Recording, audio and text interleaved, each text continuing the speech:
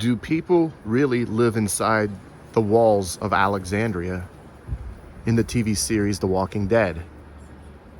That's a question I've been getting asked a number of times on another video I did on my channel. I'm going to go ahead and mention it here really quickly in case you're interested in The Walking Dead filming locations, the VIP studio tour. I was privileged enough to go on a studio tour behind the scenes of Raleigh Studios Atlanta to see pretty much all of the locations that the studio uses and has to offer, as well as some locations I tracked down on my own throughout the greater Atlanta, Georgia area. If you're interested in that video, I'm going to go ahead and put the link in the description below. Feel free to check that out. There's a lot of filming locations that are listed on there. But back to the question and why I'm doing this video. Do people live inside the walls of Alexandria, or is this just a live working set? The answer to that question is yes, for both parts actually.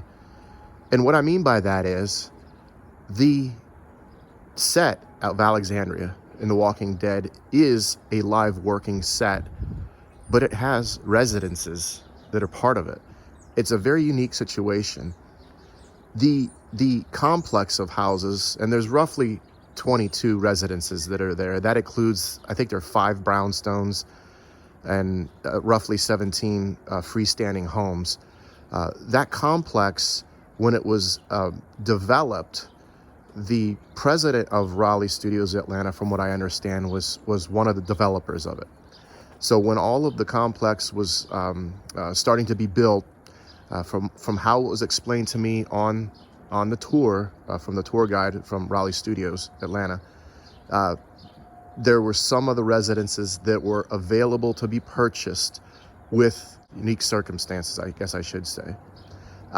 It's obviously a live working set, and if you're living inside the parameters of the walls, there's going to be some unique living situations because you're literally living inside of a closed set. It is just as you see. Those walls are real. They wrap completely around the units that are inside of these walls, and about a third of the homes that are inside the walls are occupied by residences. There's roughly 22, and on my tour they informed us that 7 of those residences were occupied by people living in them.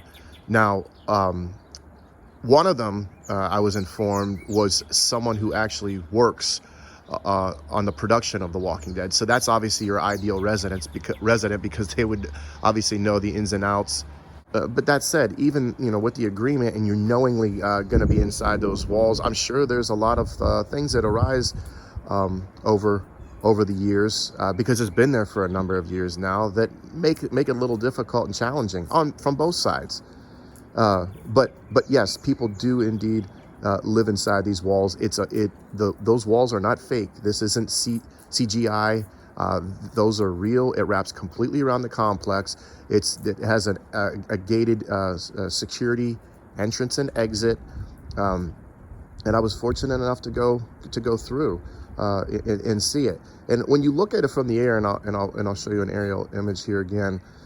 You're going to see that when this complex is finished with the Walking Dead series, you're going to see this development likely grow because the walls are prohibiting the expansion of this area. And I guarantee that when they come down, you're going to see this neighborhood grow in size and kind of finish out with the footprint of the land that was allotted for the production. I'm sorry, for the development of this area. But and the really interesting and yet sort of odd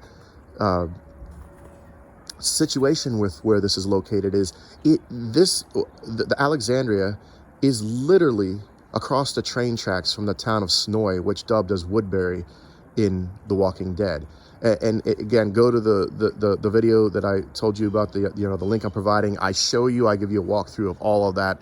But the reason I'm mentioning that here is Sonoy is a very picturesque, quaint little southern town. Shops and restaurants and stores. And then you have this essentially a zombie apocalypse refuge that is behind these walls that sits right beside it. And it's such an odd dynamic in ways. And I know that there's pluses and minuses to this, because Sonoy it's a lovely town. It really is.